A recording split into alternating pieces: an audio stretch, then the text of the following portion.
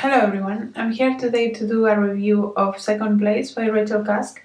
And let's start with the description of the book. So this is told sort of, often people say in letters, but I don't think it's letters, much like an internal monologue of the protagonist, which is this woman we call M. And she has a internal conversation with this other person called Jeffers, that is her friend.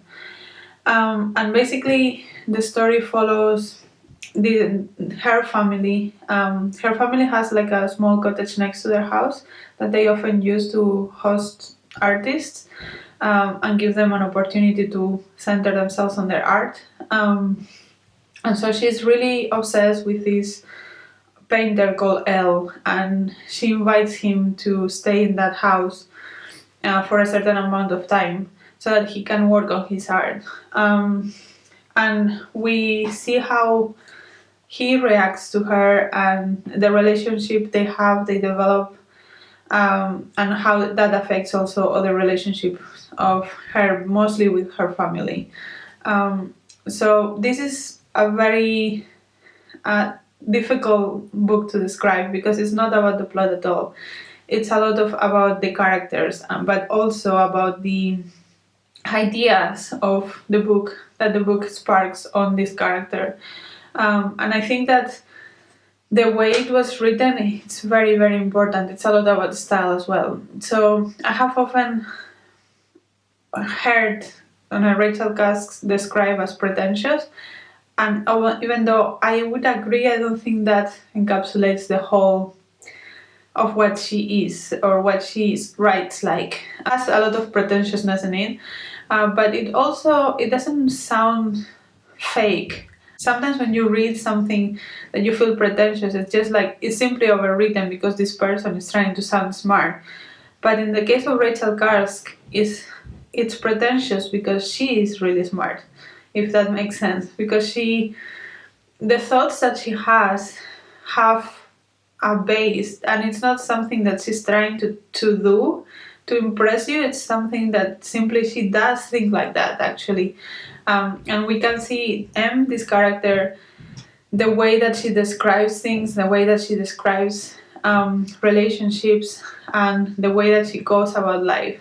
She really believes that these things that she's thinking are important, and it makes you feel like they are important. So it is pretentious, yes, but it didn't bother me as much as I thought it was going to. I came with this book trying to have an open mind but not expecting to love it.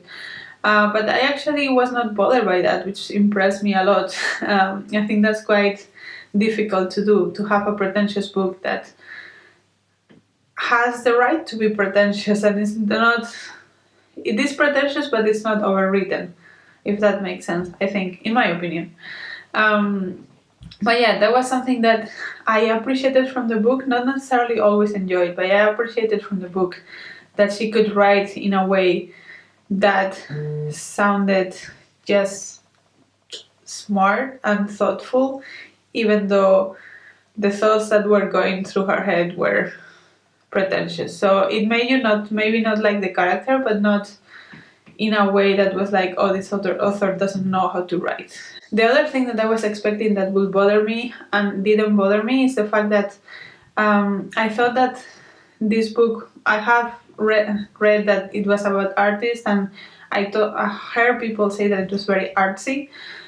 But it's not artsy in the way that I was expecting it to be, which was a way that I did not like.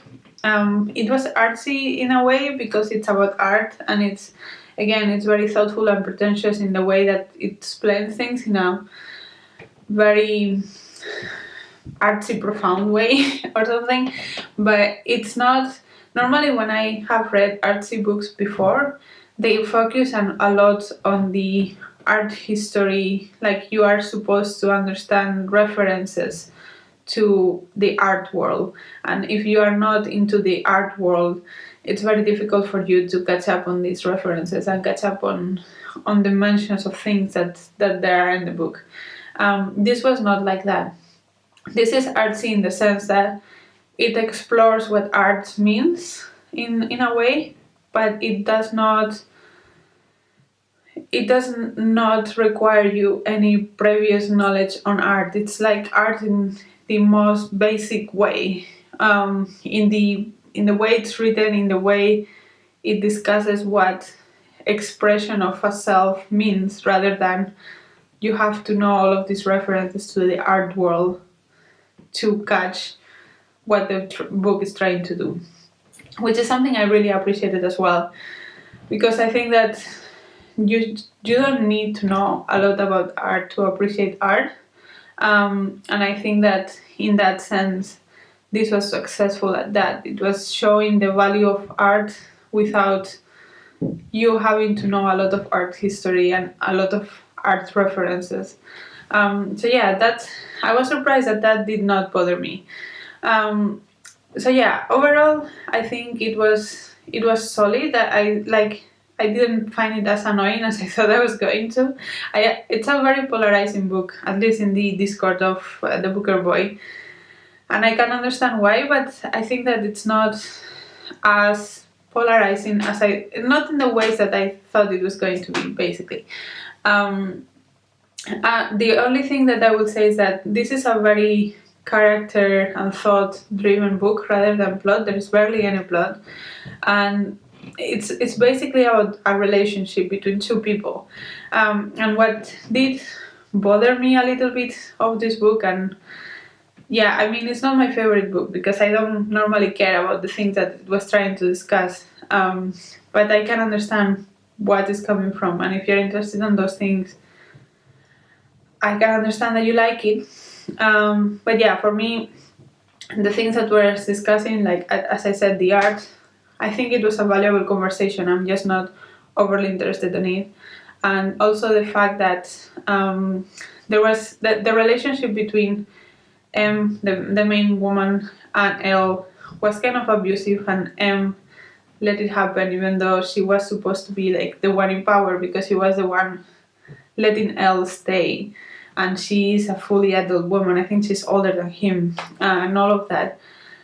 But she was still like she had a crush on him, and he took advantage of those feelings to get things from her, fully knowing that he was not reciprocating those feelings, fully knowing that he was taking advantage of her. And that manipulative nature of this person, even though I think it sounded real to me, and I would not say it's badly done. I think that it was frustrating to read. So yeah, for me, I think that I can appreciate the book. I can appreciate why it's in the long list. I appreciate why people like it. It's just not my kind of book.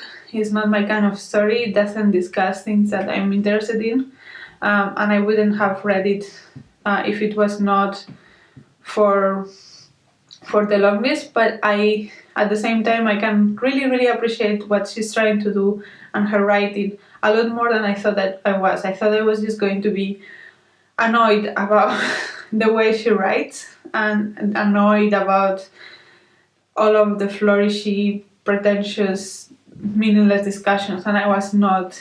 I was not feeling that at all. So that's in itself. I think that's a feat, and I think that if you are interested on relationships and you don't mind likable characters and you like art but don't necessarily have an art background, this might be the way to go for you.